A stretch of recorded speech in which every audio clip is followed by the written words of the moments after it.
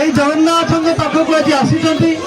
ଯେଉଁମାନେ ବି ଆମମାନଙ୍କ କଥା ଶୁଣୁଛନ୍ତି ଏତିକି ମନରେ ଭାବିକି ଯାଆନ୍ତୁ ଯେ ଏଇ ରଥଯାତ୍ରାରୁ ଆମେ କିଛି ପ୍ରତିଜ୍ଞା କରିକି ଯିବା ଯେ ଆମେ ଭାଗବତ ପଢ଼ିବା। କିଛି ନହେଲେ ଭାଗବତ ଅଛି, ରୁଚୁ ନ ରୁଚୁ ଖା ପିତା, ବୁଝୁ ନ ବୁଝୁ ପଢ଼ ଗୀତା।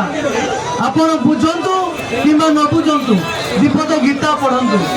ଆପଣଙ୍କୁ ଯେମିତି ପିତା ଟିକେ ଖାଇଲେ ଦେହ ଭଲ ରହେ, ସୁସ୍ଥ ରହେ, ସେମିତି ମଧ୍ୟ ଭାଗବତ ଅଛି। ଜଗନ୍ନାଥ ଦାସ ଲେଖିଛନ୍ତି, କହଇ ଜଗନ୍ନାଥ ଦାସ ମୂଳଟି ଅଟଇ ବିଶ୍ୱାସ, ବିଶ୍ୱାସ ବିନୁ କର୍ମ ଯେତେ ଫଳ ନ ଫଳେ କଦାଚିତେ।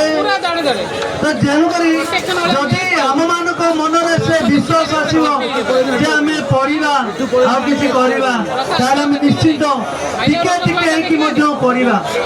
ଯେମିତି ଗୋଟେ ଛୋଟ ପିଲାଟେ ଚାଲିବା କେମିତି ଶିଖେ ଆଜ୍ଞା?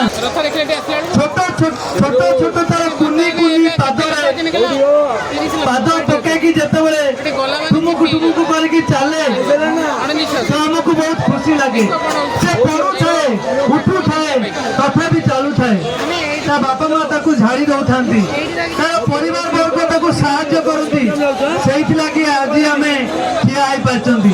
ଯଦି ଆମେ ଜନ୍ମ ହେବା ପରେ ଆମ ବାପା ମା କହିଥାନ୍ତେ ନା ବାବୁର ତୁ ପଢିଯିବୁ ଚାଲେ ନା, କଣ ଆମେ ଆଜି ଚାଲି ଚାଲିକା ପୁରୀ ଶ୍ରୀକ୍ଷେତ୍ରକୁ ଆସିପାରିଥାନ୍ତେ ନା କାଳିଆର ଦର୍ଶନ କରିପାରିଥାନ୍ତେ? ତ ସେଇଭଳି ହଉଛି ଗୋଟେ କଥା। ତ ଆପଣମାନେ ସମସ୍ତଙ୍କୁ ଅନୁରୋଧ ଯେ କିଛି ନହେଲେ ବି ପ୍ରତ୍ୟେକ ସନ୍ଧ୍ୟାରେ